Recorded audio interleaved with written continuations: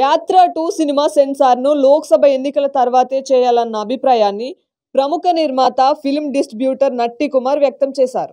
ఈ మేరకు సోమవారం ఆయన ఓ లెటర్ను central board of film certification chairperson CEO Hyderabad regional censor ఆఫీసర్కు రాశారు. హైదరాబాద్ రాష్ట్రంలో అధికారంలో ఉన్న వైఎస్ఆర్ కాంగ్రెస్ పార్టీకి, అలాగే ఆ పార్టీ అధినేత ముఖ్యమంత్రి వైఎస్ జగన్మోహన్ రెడ్డికి పూర్తిగా అనుకూలంగా ఈ సినిమాను తీశారని ఆయన ఆ లెటర్లో పేర్కొన్నారు. ప్రత్యేకించి తెలుగుదేశం పార్టీకి, అలాగే ఆ పార్టీ అధినేత నారా చంద్రబాబు నాయుడుకు, కాంగ్రెస్ పార్టీ జాతీయ అధినేత సోనియా గాంధీకి వ్యతిరేకంగా తీయడంతో పాటు వారి పాత్రలను కించపరుస్తూ వ్యంగ్యంగా ఈ చిత్రంలో చిత్రీకరించారని వివరించారు. తాజాగా పబ్లిసిటీ కోసం విడుదల చేసిన ఈ సినిమా ట్రైలర్నే ఇందుకు ఓ ఉదాహరణ అని, వారితో దగ్గరి పోలికలు ఉన్న ఆర్టిస్టులను ఈ సినిమాలో పెట్టి కుట్రదారులుగా చూపించారని పేర్కొన్నారు. కాంగ్రెస్ పార్టీ జాతీయ నాయకురాలు సోనియా గాంధీని, 14 ఏళ్లు ముఖ్యమంత్రిగా పనిచేసిన చంద్రబాబు నాయుడును చులకనగా చూపించడం వెనుక త్వరలో జరగబోయే లోక్సభ ఎన్నికల్లో ప్రత్యేకంగా వైఎస్ఆర్ కాంగ్రెస్ పార్టీ ప్రయోజనం పొందాలన్న ఉద్దేశం కనిపిస్తుందని తెలిపారు.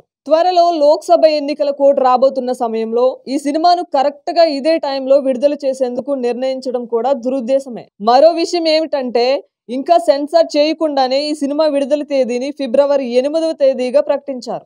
వాస్తవానికి సెన్సార్ మార్గదర్శకాల ప్రకారం సెన్సార్ జరపకుండా విడుదల తేదీని ప్రకటించడం నిబంధనలకు విరుద్ధం. దీనిపై కూడా సెన్సార్ అధికారులు చర్యలు తీసుకోవాలని కోరుతున్నాను.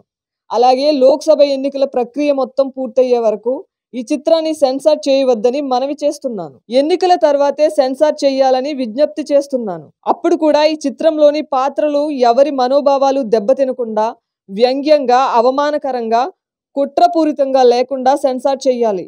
సినిమాటోగ్రఫీ యాక్ట్ ప్రకారం సినిమా సెన్సార్ చేయడానికి 66 రోజుల వ్యవధి వరకు ఉంటుందని చెబుతున్నారు. ఇలాంటి సున్నితమైన రాజకీయ అంశాలతో కూడిన సినిమాను సెన్సార్ చేయడం ఈ టైంలో కరెక్ట్ కాదని నా అభిప్రాయం.